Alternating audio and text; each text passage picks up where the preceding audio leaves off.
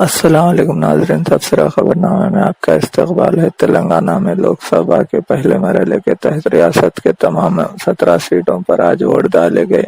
ریاست میں مجموعی طور پر انتخابی عمل پرامن رہا۔ 17 سیٹوں کے لیے 443 امیدواروں کی قسمت کا فیصلہ آج بھی ای وی ایم میں بند ہو گیا۔ نظام آباد لوک سبھا سے 185 امیدوار میدان میں تھے۔ الیکشن کمیشن نے حفاظتی انتظامات کے لیے 65,000 عملے کو تعینات کیا تھا۔ 2 لاکھ سے زائد پولنگ اہلکاروں کی خدمات حاصل کی گئی۔ تلنگانہ کے وزیر اعلیٰ کے چندرشیکھر راؤ نے اپنے آبائی ضلع سدی پیٹ میں حق رائے دہی کا استعمال کیا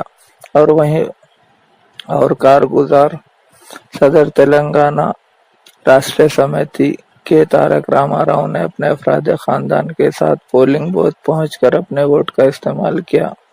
تلنگانہ قانون ساز اسمبلی اسپیکر پوچارام سری نواس نے بھی بانسواڑے میں ووٹ ڈالا۔